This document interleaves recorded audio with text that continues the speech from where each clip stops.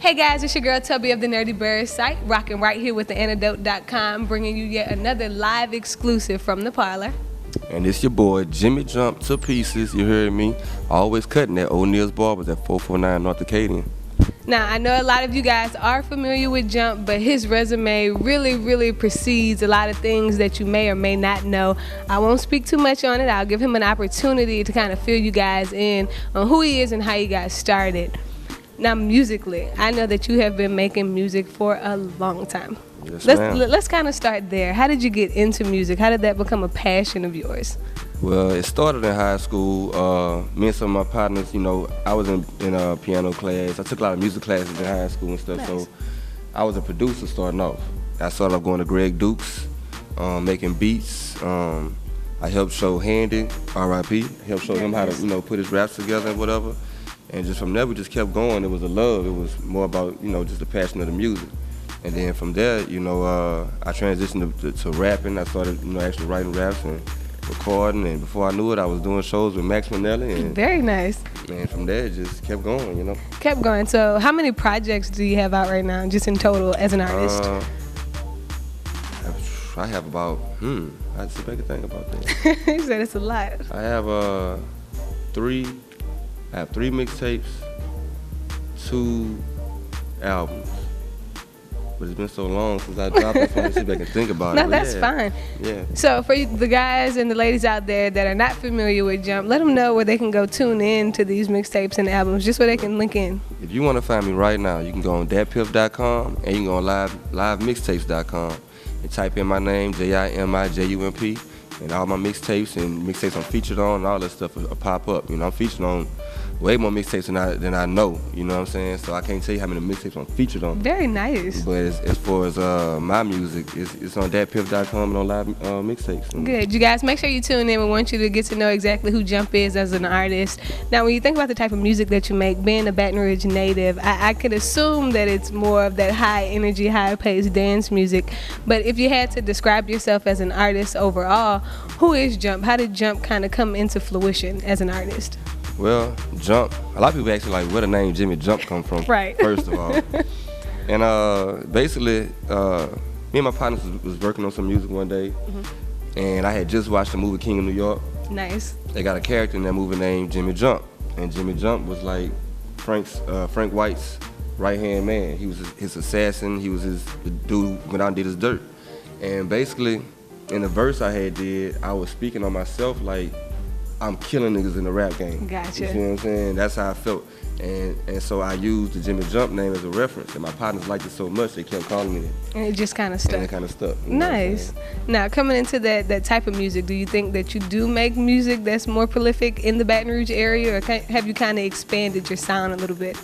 Well, I'm from Baton Rouge, so Right. no matter what my music sounds like, I feel like it's Baton Rouge because that's where I'm from. That's all I know, you know? Right. So anything I've made, regardless if it sounds like traditional Baton Rouge music or not, it's still Baton Rouge, you feel me? Yeah, and it tells a story. I do know that a couple of the mixtapes that I was able to listen to over the years, you spend a lot of time lyrically telling people who you are, where you come from, and what you think. And I think that's important. A lot of times you get the same renditions of clubs, monies, girls, you know, typical stuff. But you spend time like really making people have to kind of sit back and think. Like you've had to pick your brain a couple of times with your double entendre and your wordplay. And I think that's cool too. Hey, and I appreciate the fact you took the time to listen and appreciate that. And, you know, one of my biggest influence from Baton Rouge is Max Minnelli, you know what I'm saying? Because he always, to me, he rapped. He didn't try to just make it sound like a specific sound. Right. He made music. And so that's what I tried to do when I made my music. Like, I had songs that I was like, you know what? This sounds like this would be a perfect Baton Rouge club song. But then at the same time, other songs, I'm like, this sounds like a good song. Right. So, you know, it's all about feeling it out once you get in the studio. You hear what the producer's throwing at you. Sometimes you might come up with a beat in your head and get the producer to bring it out, and that'll bring, you know, all your lyrical content out. Right. I think that's so cool. And you being such a well-rounded person, not just an artist, but a businessman, an entrepreneur, and just an inspiration to the community. I know that you guys do a lot to give back. So we'll briefly kind of touch bases there before we transition, because I know that you're coming into management, and you're kind of leaving that artistry wave, not necessarily behind you, but that's something something that you've stepped up and elevated from. But you've been a barber for years. For years. Like, if people don't know you as Jimi Jump the musician, they know you as Jimi Jump the barber. So let's kind of talk about that. At what point did you kind of look at it like, this is my niche? Like, music is my thing, but cutting hair and being a people's person, like, this is my thing. Well, cutting hair actually came first. Gotcha. Nice. I started cutting hair when I was 15. This is the thing about it, I started cutting hair and going to the studio both when I was 15 years old. Very nice. So I've been doing both about the same amount of time, but cutting hair is always providing food on the table. Right. So I had to take that more serious first. You see what I'm saying? Understandable. And once I got in the space to take music more serious, then I jumped into it. And basically what made me take my music more serious was a cat named Brent Dixon. Okay. With Divided Souls. Shout out to Brent. Yeah, Brent Dixon. When he heard me freestyling at a video shoot he was doing for Rudy, and when he heard me freestyle, he was just like, man, I want to sign you. Man, I thought he was playing, so I was like, yeah, all right, you can sign me. Right, he was like, nah. Right, he was like, nah, I can't sign you right now, but if you still free, a couple months from now, I'm gonna come holler at you. Very nice. And one day he walked in the barber shop, asked me was I still free. I was like, yeah. And that's how you got your pieces on the radio, and it made me get more serious about my craft, and, take off. Very nice. Mm-hmm. Now, I know O'Neill's, you guys, if you're not familiar with O'Neill's Barbershop, it has been in the location for a while. A lot of artists actually come through. You actually get to rub shoulders with a lot of the people that are influential here in the city. But you guys recently, over the last couple of years, started a Line for Line program. Mm-hmm. Let's kind of talk about that for everybody that doesn't know. How did you guys kind of start that project? Was it just more of an idea, or was it like well planned, like, hey, we need to do something to give back? Well, basically what happened was me and O'Neill, shout out to O'Neill, we both was getting approached by different people to come, do benefit haircuts. Right. So like, it been times he done went to schools and cut hair for free. There been times I went to schools, cut hair for free. So when we sat down and got to trade our stories, like, hey man, I went to cut hair at Ballet High School the other day for some underprivileged kids. Oh, I want to cut hair such and such for. So I was like, well, so we sat down, we was like, well, we both doing the same thing, we need to bring it together. So we was like, well, how can we make it more than just us showing up, just cutting kids hair for free? We got to make it more, more interactive, public interest too, right? So we was like, well, he was like, well, what about making them read? And I was like, that sounds good. He's like, nah, we're gonna make them read to us while they get their haircuts. I said, that's a great idea. Yeah. And so boom, once he put it into motion, Lucy Barrera over at Knock Knock. I know what you're talking about. She stepped in. She helped us get it organized. She does a lot of nonprofit organization work here in the city. Shout out to Lucy, and she also helped us get our mural, the mural that we have on our shop right now. Beautiful, you guys. If you guys get an opportunity, you can actually tune in online. You can tune in on social media.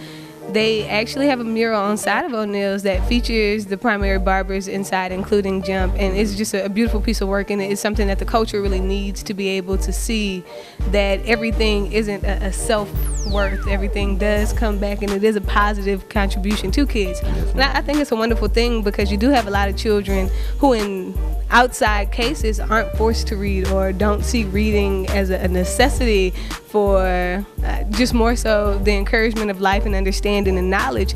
So I think that's really cool that these kids understand, hey, I'm about to go read this book, I'm about to go get my hair cut, I'm coming out fresh, and I got a new story. I think that's something that's really, really dope, and I commend you guys for it, and I hope that continues to go well for you. And what's crazy is, you would think kids wouldn't get excited about reading, but yesterday, as a matter of fact, we have books all over the shop. So even on a regular day when kids come in, they can read. Right. And yesterday I had a kid, he was like, man, I need these 2 books. Like, can I take these books? He begged me for those books. And and these books was like this thick. It wasn't no little small books. And he was like, I need these books. I gotta finish reading them. And I was like, you serious? He was like, yeah. I said, take them. You can have them. That's awesome. What I'm saying? And that's what we do it for. We want to get the kids excited about reading, because if you can't read, you can't do nothing in life. Right. You don't have an understanding or interpretation, or you don't, or aren't allowed to create your own perspective to pursue things. And I think it's another wonderful thing that when they come in, they see you guys in the position that you're in, and you become role models. Exactly. They want to be like you. They understand that reading is important to you, because otherwise you wouldn't be asking them to read. and then they look at it and they go, well, if he can sit here and he can cut hair and he can be this cool person and everybody likes him, I want to be like that. Exactly. And I think that's important, especially nowadays, because everybody doesn't have a father figure, or not a positive one anyway. So I don't think you guys understand how critical and how influential you guys are in the community where these kids are concerned. You become a secondary father figure, and I think that's so dope. I don't think anybody can like commend y'all enough for that. Thank you. Make sure you guys check out Line for Line at O'Neill's Barbershop. It's giving kids an opportunity not only to pursue their dreams and get knowledge that is very much so needed, but it's also allowing them a necessity that's given. Everybody needs a haircut. Nobody wants to walk around and be that kid ridiculed because mom can't afford it. So I really think that that's really dope. And I could talk about that for hours. Y'all know the old teacher me. But we're going to go into the management aspect. Again, Jimi Jump has been making music for years. Y'all know him from radio series. Like he said, features with Max Minnelli. I remember Jimi Jump like to pieces being one of the first times I had ever heard you. And I was like, what? That's him? The guy in the barbershop? You know what I'm saying? So how did management kind of come about? At what point did you go, all right, I've lived this, I've experienced this, I have enough on my resume, let me turn around and help some of these artists kind of get where they need to go? How did that kind of take off? Well, this is how it started. Lil One the Champ. That's like my little brother. Shout out to Lil One. Have done some work with him as well. Yes, ma'am. And you know, he's really like my real little brother. He's been around me since he was 12.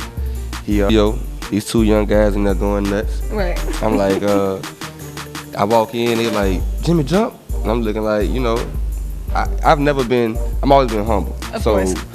Back when I was on the radio and doing my thing, people, you know, were supposed to see me and be like, oh, that's Jimi Jump. I still would feel kind of like, oh, you know who I am. Right. You know what I'm saying? So when I walked in, they hit me with that, and I was like, oh, they know who I am. That's cool. But I'm listening to their music, I'm like, these dudes is nuts. They going crazy. So we just took a liking to each other. They started hanging around me. We started going out, you know, going to the studios.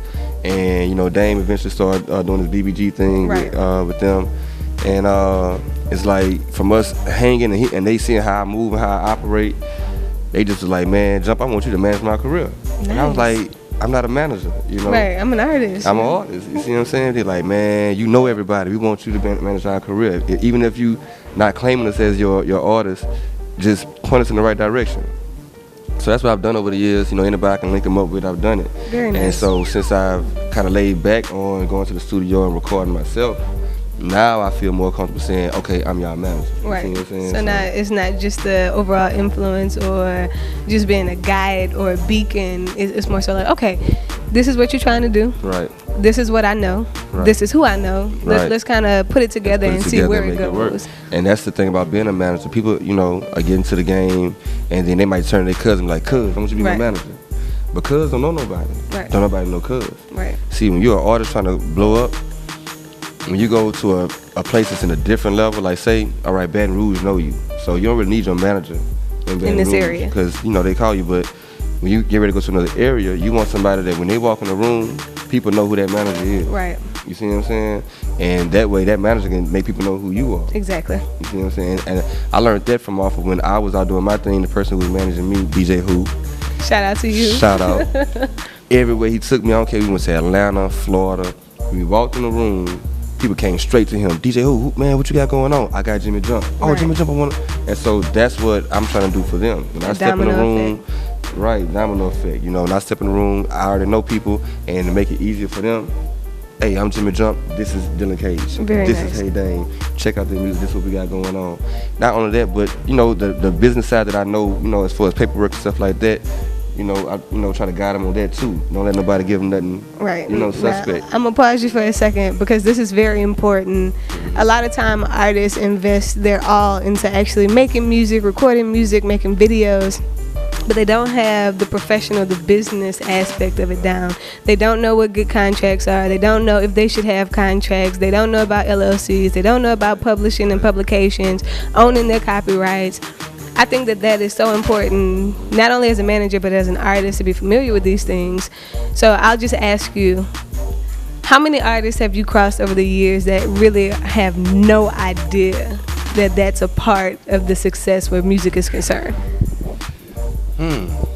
All the ones you don't hear about, Papa. He said, we'll just keep it simple. Like, if they not bubbling, it's because they don't know. Right. And I'm not going to say not bubbling right now, I'm saying like if they've never bubbled. Right. You know what I'm saying? Like if you done bubbled a little bit, you had to deal with the business because you got to know the business in order to bubble. So if you had a radio hit, regardless if you was a one-hit wonder, you know some of the business. But Right. people who haven't even been on the radio, like haven't had a real radio hit, haven't had a real club hit, you know, you might have a light club hit, but that's not going to totally teach you the business. All it's going to teach you is how to conduct, you know, picking up show money. Or even vibes, you know, just seeing what people like. Right, you see what I'm saying? And when you starting off locally and you starting to get your first couple club shows, you know, you might charge $500, $1,000, and that's it. Right. There's not no contract wrote out about this. It's just a phone call. Hey man, I want this amount of money. Send it to my PayPal. And once they see it, We boom. locked in. Yeah, we locked in.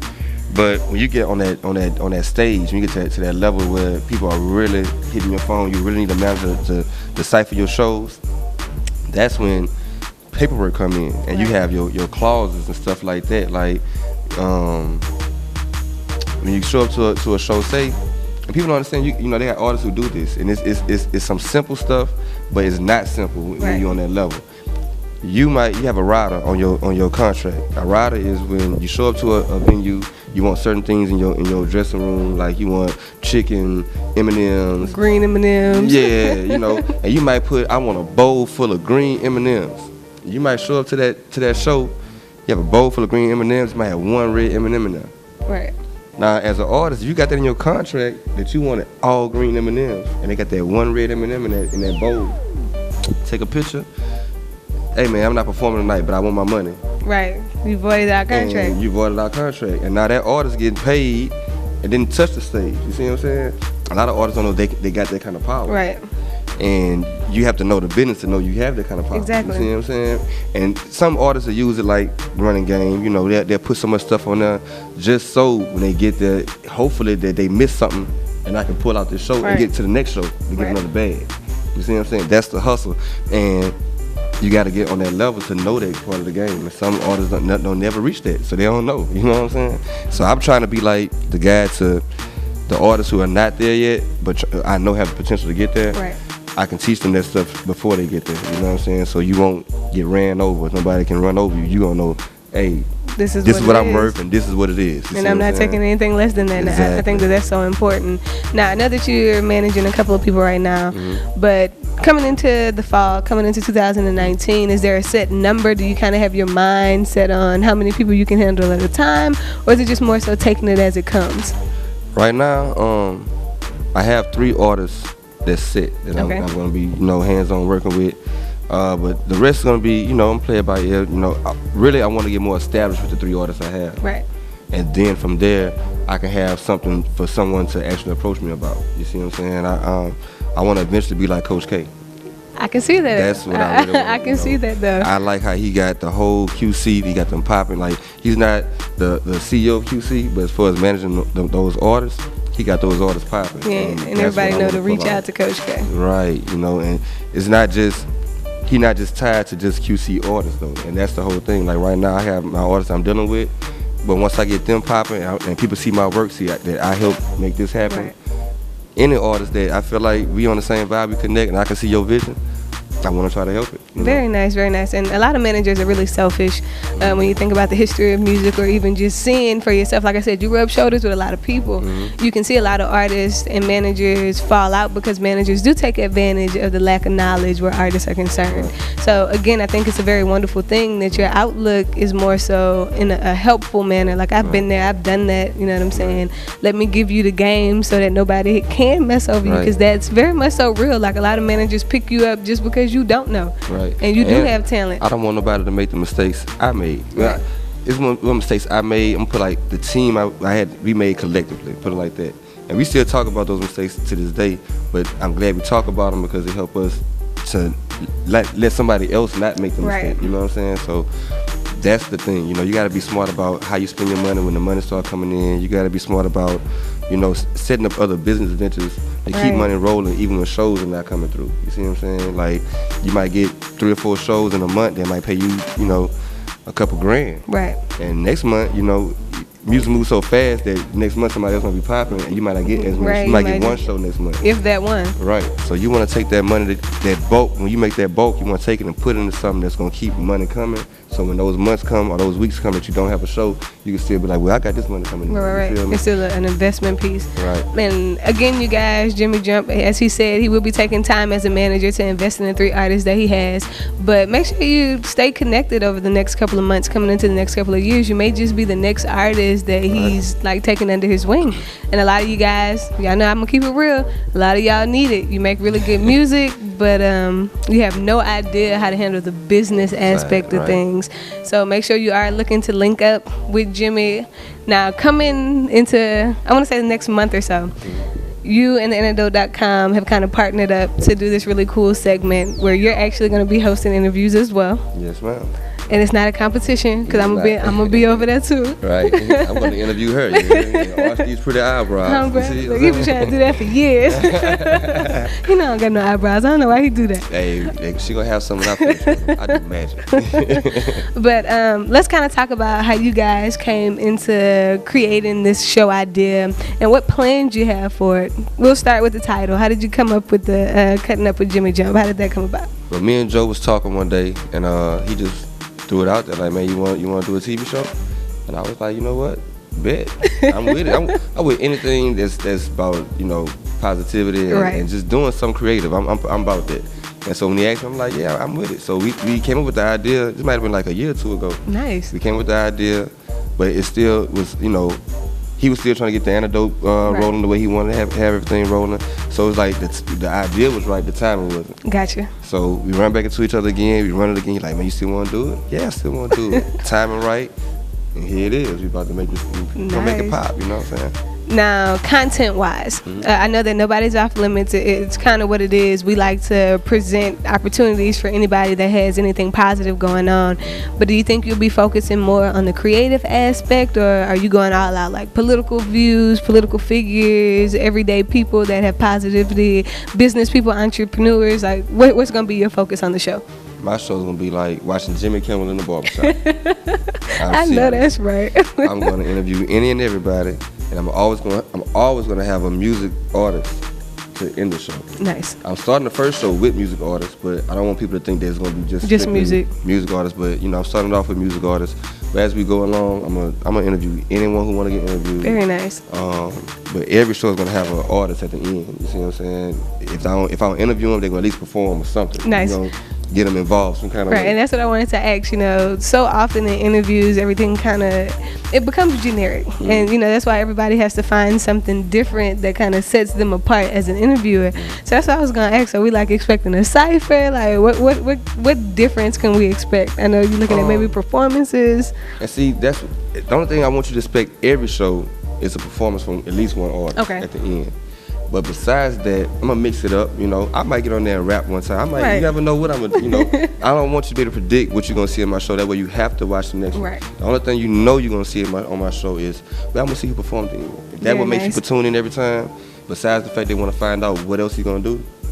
That's gonna be the main thing. You're gonna see somebody's gonna perform at the end of every show. Very nice. So not this Monday coming, you guys, but the following Monday.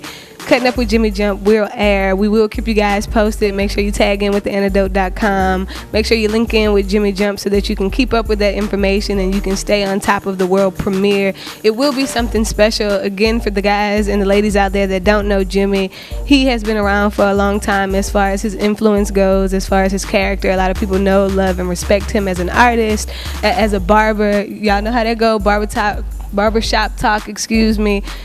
He's there for the culture, you guys. So I'm excited to see what the show brings. I'm excited to see the different energies and just overall how everything melts together. And I'm gonna do a couple of pop-ups. Like I'm gonna be like show stalking and like crashing. You know what I'm saying? We gonna turn this thing up, man. Right now is the perfect time. Right. The city needs something to cling on to watch. And you've been doing your thing for a long time. And to see what she's doing right now is like, it's amazing. I appreciate that. It's really, really amazing. And every time I see it, I just be smiling. I'm like, man, look at Tubbi doing that thing. And now I'm gonna jump in the lane with her, you feel me? And we're gonna be in that thing. We're not racing, we're gonna be just friendly competition. I'm I go a little faster, she gonna speed up. She pass me, I'm gonna go a little faster, try to catch up. You feel me? Little pit stop here and there. He gonna get to roll by me these next couple of months, but that's all right. It's gonna be a shake back, y'all. It's worth it. You know, I'm gonna hold down her slack, you know what I'm saying, so she can get her mommy on. Yeah. And I'm out here still not getting my daddy on. Oh, this has nothing to do with anything, but happy Father's Day. I know this is going to air after the fact, but happy Father's Day to all the artists, entrepreneurs, and hardworking men out here that actually step up and don't look at it like I have children, but are there being a quality influence in their children's lives. We salute you. We appreciate you, and the world doesn't turn the same without you. So big up to y'all from the Antidote and the Nerdy Bird site. We appreciate you guys. Keep doing what you do. Already. Now, you guys know Jimmy as an artist. You know him as an entrepreneur. You're about to get to see him as a manager as well as a host. Is there anything coming up in 2018, 2019 that we haven't touched bases on? Any special surprises, any exclusives, anything we should just be like keeping an eye out for? Boom. Special surprise. All right. Y'all already know about the Cuttin Up with Jimi Jump. You know, that's not a surprise no more. Now if you watching this episode. Be looking out for my artists. We finna blow the roof off the game. Just Nice. trust me. Hey Dame, Dylan Cage, Ryan Legend. Keep your eyes open. You go on Instagram and look up all three of my artists the same way I just said their names. Dylan Cage, but put an underscore between. Well, you type in Dylan Cage, it's still gonna pull up. Yeah, you can actually check out Dylan's interview. We recently sat down with Dylan, so you guys should know where to tune in. God's Work, Devil's Play is on iTunes, Spotify, all the social media, music websites is on there. Right. Look him up, check him out. He's going hard. Next single gonna be Feelings. Be looking out for that. He got a new video out right now for Fuck What a Hater Gotta Say. So check him out. My brother's going hard. We got Ryan Legend coming up. We got Hey Dame coming up. It's gonna be big. Just be, stay in tune. We finna twerk our magic, we twerk our jelly. I just don't know what to say. I'm just happy and It's that time. Yeah, It's time for artists that have been busting their butts and that are underappreciated to really Right. get the opportunity to shine. And I'm excited. I'm excited to see what you're gonna bring to the table as an artist. I know the things that you've accomplished. Like I said, as an entrepreneur, I know how many people respect you and love you, and the culture wouldn't exactly be the same without you. And that's not bragging rights. It is what it is. You rub shoulders with a lot of people. You influence a lot of people. You hear a lot of stories. You're able to give a lot of advice. So I'm excited to see what the three artists are gonna bring. Actually got to sit down and talk to Dylan, so I know that his intentions are to continue to do wonderful things. His music is not just your average, everyday blowjob music. It makes you think. So I'm excited to see what you guys are bringing to the table coming into 2018, 2019. You guys, you have heard it here first. You get all of your live exclusives from Baton Rouge and the surrounding areas from right here with the Antidote.com. Jimi Jump is about to blow 2019 wide open, from management to the new show, back around to just making sure that his artists are in your face, you guys. Link in, subscribe, comment below. We want to know what you think, how you feel, who you think should be on the show next. We appreciate you for coming out, Jump. Appreciate Excited you, about the show. Yes, Can't ma'am. wait to see it. I'm going to bomb it a few times. I'm telling y'all, like I'm just going to be sneaking past the camera. But again, tell them where they can follow you one more time on social media. Follow me on Instagram, JIMIJUMP 2 PCS. My Facebook has been hacked, so don't type in Jimi Jump on He said it's not Facebook. me. But I will be putting my new Facebook link on my Instagram page soon, so Nice. you better catch me on that. Also, you can catch me at 449 North Acadian, O'Neill's Barber and Beauty Salon. You can also catch us on Instagram, O'Neill's Barbershop. It's gonna be at O'Neill's Barbershop on Instagram. And basically, I'm out in the streets everywhere. Nice. You see me anywhere and everywhere, so I'm never hiding. So you feel like you want to approach me, just approach me, talk to me. I'm very approachable. Right. I don't turn down nobody. Just don't come at me with the BS. You feel me? I know that's And, right. And also shout out to I got so many people I want to say right now. Go ahead. take J your time. Dirty Management. That's who helping guide me and teach me my management. You know what I'm saying? He been showing me the ropes, so I want to shout him out. Him and Mr. You know what I'm saying? Him, Mr. Kane. Very nice. DJ J Lewis. That's another little brother of ours. So yeah, we gonna get this thing popping. Very nice. There you guys have it. One more live exclusive. Make sure, again, you tune in. Follow Jump on social media. Catch him at the barbershop. Probably catch him in the club. Very approachable guy. Very nice. Very humble. Make sure that you get the free game that he's offering. A lot of people don't keep it real with you. It's your girl Tubby of the Nerdy Bird site. And thanks to theantidote.com, we are here bringing you all of the scoop. Make sure you tune in for the next series. Signing out.